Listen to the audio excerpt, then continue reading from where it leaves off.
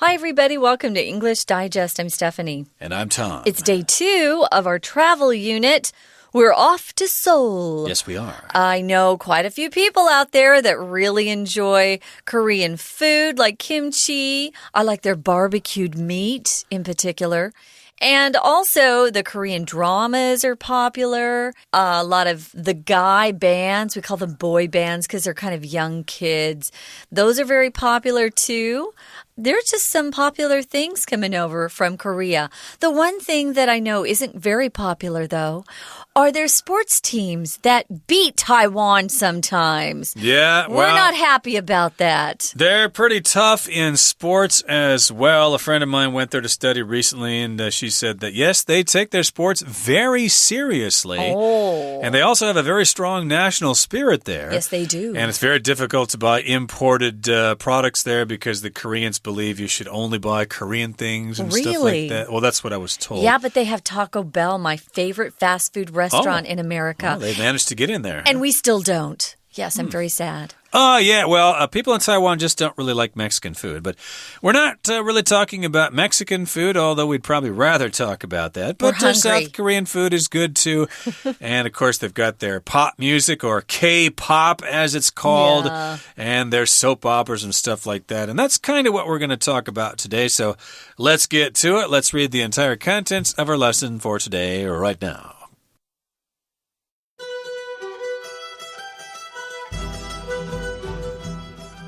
South Korea has won worldwide popularity in recent years for its pop bands and TV shows. But while you are visiting the country, it's a good idea to check out some traditional culture. Countless tourists, especially women, have enjoyed dressing up in Korean hanbok clothing. For example, this high-waisted garb is centuries old and was influenced by the nomadic horse-riding cultures of ancient China's northern tribes. After you get out of some stuffy traditional clothing, it's not a bad idea to hit one of South Korea's jjimjilbang, or public bathhouses. These 24-hour spas are segregated by gender and include traditional dry saunas, sleeping areas, and sometimes even karaoke and computers. Of course, no visit to Seoul would be complete without savoring some local delicacies. To start with, you can try some comfort food, such as tteokbokki or stir-fried rice cake. This snack food is covered in red chili sauce and is often bought on the street. You could also warm up with a big, hearty bowl of samgyeopsal, or ginseng chicken soup. If you want something a little more modern, you can chomp on some yangnyeom chicken or a spicy fried chicken. This dish can be a full meal, a side dish, or an after-meal snack. For the fashion-minded tourist, Seoul is also something of a shopping mecca.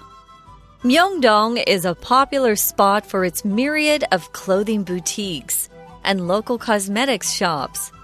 Dongdaemun is another shopper's delight. Its 26 shopping malls form a seemingly unending maze of clothing and feature a large number of women's stores. With abundant history to learn, tasty food to enjoy, and various stores to visit, it's little wonder that Seoul is recognized as the essence of South Korea. Okay, let's continue to talk about South Korea. We're in Seoul here, the heart of South Korea, and South Korea has won worldwide popularity in recent years for its pop bands and TV shows. Okay, and also, of course, that includes the boy bands, as you mentioned, and the soap operas and stuff like that. Popularity is the degree to which something is popular. And, of course, the Korean culture has won worldwide popularity in recent years. You could also say Korean culture is popular all over the years because of those pop bands that play popular music, and, of course, those TV shows, especially the Korean soap operas. But while you are visiting the country, it's a good idea to check out some traditional culture. So indeed, that's more modern stuff, the pop music. Yeah. And of course, the TV shows are more modern. But although some of their TV shows are depicting like, the emperor and the empress, the king and the queen and stuff like that, wearing the old costumes and stuff like that. Those are fun too. But still, what I just said there is kind of a reference to traditional culture, the culture that existed long before there were Western influences, when they wore traditional clothing and life was simpler and they didn't have all that technology and stuff like that. So, of course, countless tourists, especially women, have enjoyed dressing up in Korean hanbok clothing, for example. So you've got countless tourists.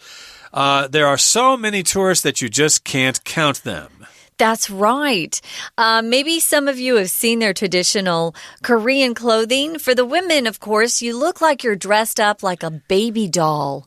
I think their traditional clothing is kind of funny. Very colorful, right. But they have these big, big bows right under, just right above their waistline. These traditional clothing that they dress up, the traditional clothing they dress up in, called the hanbok, is high-waisted. If something's high-waisted, it means it goes past your waist, closer to your chest, and it's garb. They're using this word garb, which just means clothing.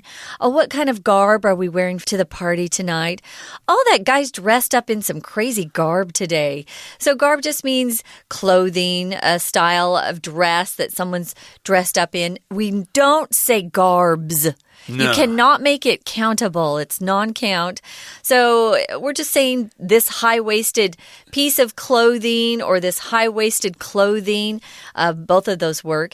It's centuries old. It's been around forever. But if you want to buy your own hanbok and bring it back to Taiwan, be prepared to pay a lot of money. They're not cheap. They're really beautiful, but personally, I prefer the Chinese traditional clothing because women look sexier in it. Like a qipao, huh? Yeah. Yeah, don't remind me. There was a woman who wore a qipao at a restaurant when I first came to Taiwan that had this opening in the leg there. Oh, that was really nice. We call those slits, S-L-I-T, the slit in the dress. Yeah. That restaurant closed many years ago. But in any case, if you wear these hanbok, it looks like the dress portion goes almost up as high as your chest. That's why we're calling it high-waisted, and it was influenced by the nomadic horse-riding cultures of ancient China's northern tribes. If something's nomadic, it means people don't have a permanent place to live. They're moving around all the time. And in northern China, Mongolia, and places like that, we have these nomadic people who were horse riding. They rode horses. And this is going back to ancient China, these tribes in the north. A tribe is just kind of a group of people, a social division in society. And like, for example, we describe the Aborigines in Taiwan as different tribes, the Ame tribe or the Taya tribe, etc., the Bunong tribe. And, of course, we had tribes in northern China. I guess they wore this kind of clothing. Yeah, well, after you get out of some stuffy traditional clothing, it's not a bad idea to hit one of their public bathhouses. They call them jjimjilbang. I don't speak Korean, so don't laugh at my pronunciation. A stuffy piece of clothing just is something that you're not comfortable in. Kind of hot, it's a little stuffy in here. Open the windows. If it's stuffy, you're not getting enough air circulating around you. So one of the things you can do to cool down, at least in the summertime, you'll want to keep as many dresses and coats and sweaters on in the winter there because it's cold. But in the summer, you'll want to hit or visit one of their public bathhouses. A bathhouse is a place where they have these saunas, but you can see here that men and women are separated or segregated. Segregate means to divide people up in different groups. So they're divided by gender. The men go there, the women go to another place. And these saunas or bathhouses have traditional dry saunas. It's dry heat. It's not wet heat, it's dry heat. And they also have places where you can take a little nap and sleep. And sometimes there's even karaoke there and computers to use to surf the internet. Kind of fun. Exactly. So again, we got these public bathhouses. They've got public hot spring resorts here in Taiwan where they are segregated by gender. And, of course, the saunas are dry, and you can pick up that microphone and sing karaoke or karaoke, however you want to pronounce this, and you can play on your computer. But, of course, having a bath in a public bathhouse and listening to some K-pop and wearing traditional clothing is all fine and good, but...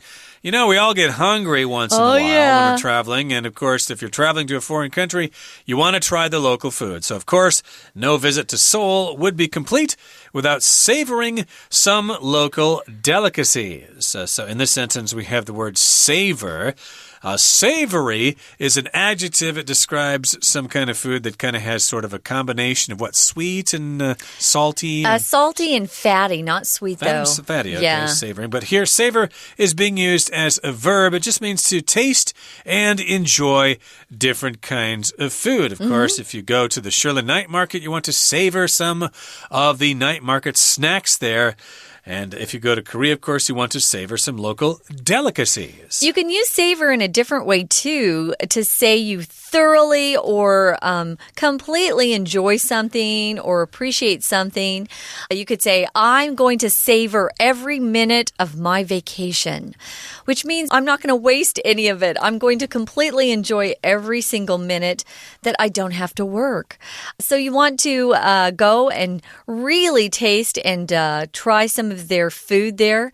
The local delicacies also include something I saw in a night market, and they were actually worms. Worms that come from the dirt, worms that they had roasted, and the smell was horrible. Really? My friend Heather warned me. She goes, we're getting close to this cart. You need to plug your nose, which means you put your fingers over your nostrils so you can't smell something.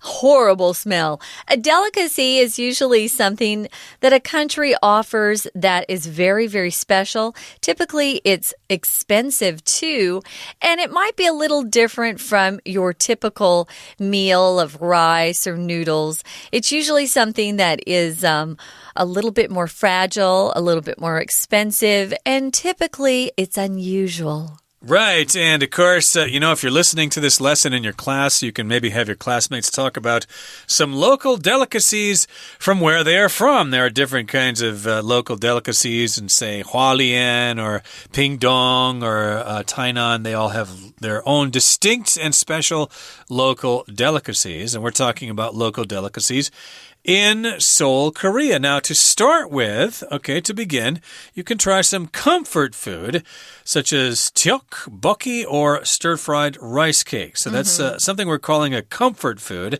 which I'm imagining to be some kind of snack here.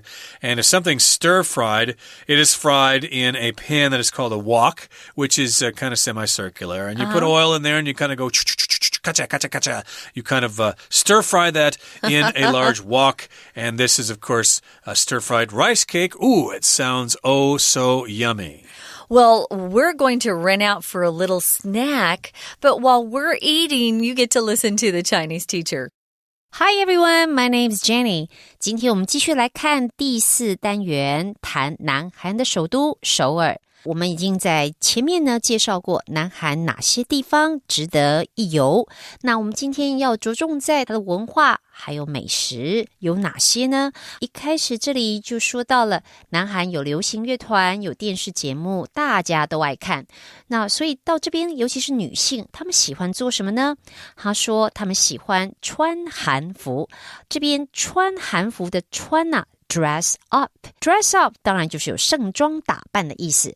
那女士到这边来就是穿上韩服盛装打扮一番。提到这个韩服呢，她说它的样式是 high-waisted 这当然是一个复合形容词。其实我们经常用所谓的 compound adjectives， 这一个单元里头的文章内容，我们也会陆续看到好几个都是所谓的复合形容词。要怎么写复合形容词？其实它经常会比较重要的是会有一个 ed 或是 ing 在它的这个复合形容词里出现。那以这边来说是 wasted， 那比较特别的也就是有时候你看到这个 ed， 平常认为会有过去分词的一定是动词，可是呢在这边就不是，它是一个名词加上 ed， 那这种现象其实还蛮常见的，也就像假分词其实是名词去加 ed， 不是动词加 ed。那我们来看看有没有别的例子。如果你要讲一个人他是独臂人，你会说 one-armed， 一样的，你把 arm 加 ed， 但是它其实是名词加 ed。 好咯， high-waisted 这边就指高腰的。那当然他说到这个服装的来源还是受到中国北方部落的游牧骑马文化所影响。好，那这边提到骑马文化，这里又是一个复合形容词 horse riding， 当然这里的是现在分词加 ing， 因为你知道骑马至少我们提到这里这是主动的语态，所以动词部分用 ing。 再来下一段里头，我们谈完了服装部分，还有其他的可以玩吗？他说到要去试试看这种汗蒸浴，其实它就是等于公共澡堂。那提到这个文化，当然在日本在台湾都有，不过谈完这个之后，我们比较重要的是看看有什么吃的部分。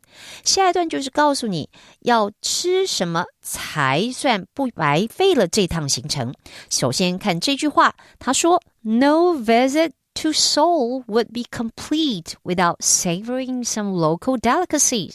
我们看这句很长，但是有一个重要的句构，就是 no 再加上后面的 without。 这种语句上就逻辑来说好像有点是像负得正。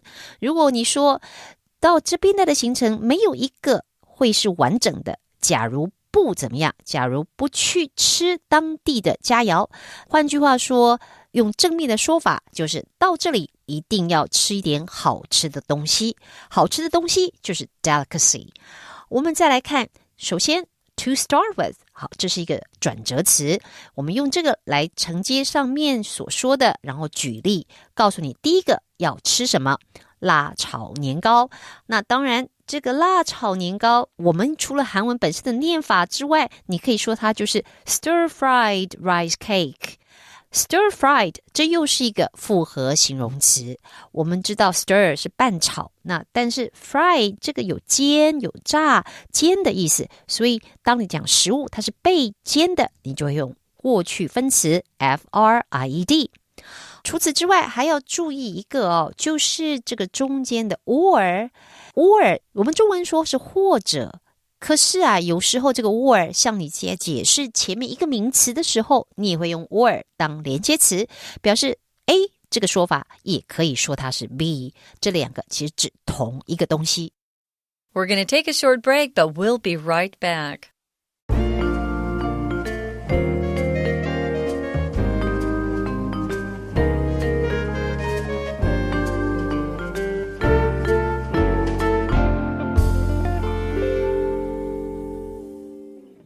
Okay, let's continue talking about those wonderful snacks that you can get in Korea. We just talked about tteokbokki, which is stir-fried rice cakes. Yum. And this snack food is covered in red chili sauce and is often bought on the street. So you can get it at a lubientang or a roadside vendor. That's right. And it's very spicy. Everyone says that Korean food is very spicy, and this is no exception. It's covered with that red chili sauce.It's bound to burn your tongue, so be prepared.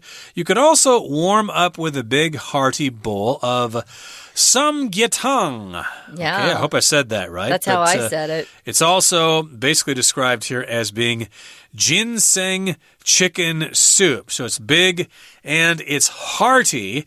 If something is hearty, that means...It is just extremely active. It's very cheerful if you eat it. It's got a lot of life to it. It's like something you eat and you go, oh, this is good. I just love this. I can't get enough of it. Yeah. Well, if you want something a little more modern, you could chomp on some yangnyeom chicken or spicy fried chicken. That kind of sounds more like what we have here in Taiwan. If you like spicy, it's not quite as hot as that fried rice cake we were talking about. Anytime you see the word chili, beware. That means really hot, spicy hot. So there's this phrase chomp on refers to taking a big bite and using your teeth to actually get into that particular dish. So you're going to chomp on or bite into some spicy fried chicken. This dish can be a full meal, a side dish, or an after-meal snack. So they really like it, and it's available pretty much afternoon. It's always available from noon on.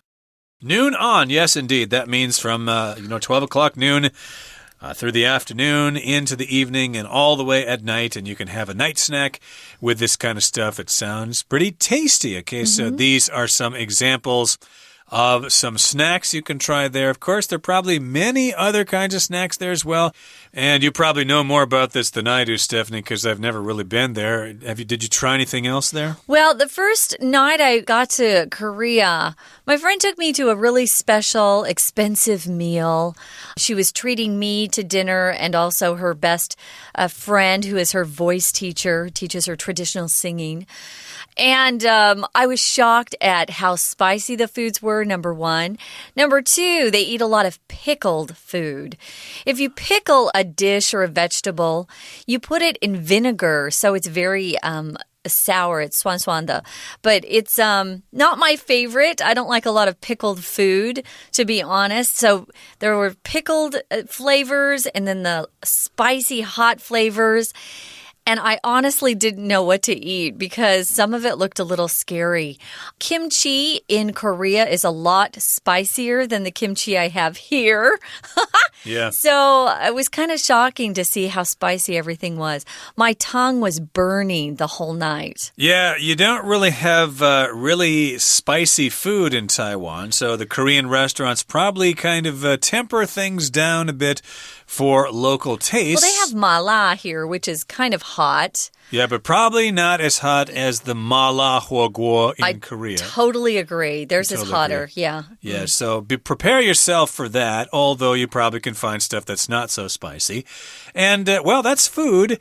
And if we want to talk about other things like shopping. Yes. Well, that is the next paragraph here. So it says, for the fashion-minded tourist, Seoul is also something of a shopping Mecca. Shopping is not really a guy thing. I wouldn't be going to Korea for the shopping, but of course the girls like to go there and check out stuff to buy, different kinds of clothes and stuff like that. So, of course, you need not worry there, ladies, because Seoul is a shopping Mecca. Mecca, of course, refers to that holy city in Saudi Arabia.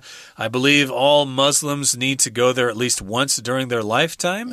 Yeah. Or at least once. At least, many times if you can. But also we use the word Mecca, same origin, to refer to a place that has a lot of something, like Taipei as a shopping Mecca. It's as well for different things. It's a paradise for shopping. You can find basically anything you can imagine. Well, Myeongdong is a popular spot or place for its myriad of clothing boutiques and local cosmetic shops. A myriad of something just means a large variety of different stores there. These are boutiques, which is a smaller store.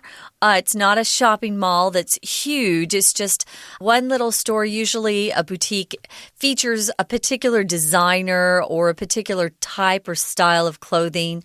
They might have a boutique that only sells jeans, for example.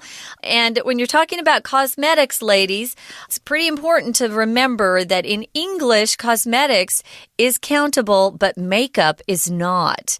Makeup is also another word for cosmetics. Cosmetics can be a variety of things. Usually it's a powder or a lotion, it's a lipstick, it's a cream. It's something to make your face, your skin, your hair, your nails more beautiful. So you could say, I want to go to the store and get some makeup. I want to go to the store and get some cosmetics. A particular cosmetic, you could use that in a singular form. But remember, makeup is not countable. It is not countable, and these are stuff, of course, or this is stuff that women like. Oh, yeah. And there's some other place that's kind of a shopper's delight, a shopper's mecca. Shopper's paradise. Yes. It's Dong Dai Mun. Okay, it's another shopper's delight. If something is a delight, it's very pleasant. It gives you a really wonderful experience. It's a delight to visit Taichung because it's such a nice city. It's nice and warm in the winter, and it doesn't rain so much. It's certainly a delight. And this is a shopper's delight, something that they really, really enjoy. Well, this place is just huge. It sounds like it's got all these different shopping malls. It's 26 shopping malls form a seemingly unending maze of clothing and feature a large number of women's stores. So, wow, I can't imagine this. All these different shopping malls. A maze, of course, is something you go into and you kind of try to find your way from the entrance and to the exit. And there are all these different little hallways that go to the right, and then it ends, and you got to back up, and you got to go another way. That's a maze. So you might find yourself getting lost in there. You might. Well, here's our paragraph or our last sentence to summarize this particular lesson. With abundant history to learn, tasty food to enjoy, and various stores to visit, it's little wonder, it's not surprising that Seoul is recognized as the essence of South Korea. Abundant means you have plenty of that thing. So there's lots of history you can learn. That's always fun for me. There's plenty of tasty food to enjoy. Even if you don't like spicy food, like Tom said, there are other foods that you can find in Korea that aren't spicy. And there are also lots of stores, and there's a variety of stores. So it's not surprising. That's a different phrase you could use instead of it's little wonder. It's not surprising that Seoul is recognized, or people know or think of Seoul as being the essence of South Korea, the very flavor, the very, how do you describe essence? That's kind of the nature of something. It sort of represents the sort of place that has the soul of South Korea. So if you want to kind of discover the soul or the spirit of South Korea, well, Seoul is the place for you. And I'm sure other cities in Korea offer a similar feeling. Okay, that brings us to the end of our discussion about Seoul.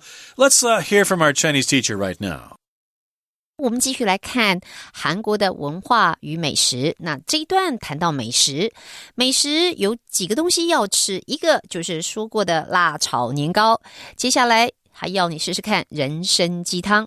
一样的文法上呢，你有前面一个韩文的字眼，后面再加一个说明，这两个是指同一个东西，但是在解释这个名词的时候，你换一个说法，你可以用 or， 所以这里的 or 一定要特别注意。那人参鸡汤之外还有什么？还有辣味韩式炸鸡，这些美食可能大家其实都不陌生，因为都很喜欢韩国的这些料理文化。再来呢，除了吃之外，最后这里还要告诉大家，如果你爱时尚的话，你一定会想来首尔这个地方。为什么？他说它是一个 Shopping Mecca 这个 term 这个词汇应该可以猜得出来，因为 Mecca 它当然如果你把它大写，你知道它是回教徒心中的圣地麦加。可是呢，在这里我们用来指的其实就是一个购物天堂、购物圣地。有的时候我们会说某某地方也许台北它是一个 Shopper's Paradise， 其实意思都是一样的。最后还要提醒大家一点，就是当然他说时尚在首尔这里有几个点可以去那其中他提到呢有一个点叫做明洞。那提到明洞的时候呢，他就说这里有大量的服饰精品。好，大量的服饰精品这个字 myriad myriad 它通常如果你要加名词在后面，就会用一个介系词的 of。Myriads of something 就相当于我们讲 a large number of something， 也就是很多大量的。好，我们今天的讲解就到这边为止，下次见。Well, this got me excited, Tom, to Me take too. another trip to South Korea. You need to get there and check it out. Yeah, I guess I might check it out, especially during the winter. You can also do some skiing there at this time of year. Well, that brings us to the end of our program. Thanks for joining us, and make sure you join us again next time after you have returned from Seoul, South Korea. From all of us here at English Digest, I'm Tom. I'm Stephanie. Goodbye. Bye.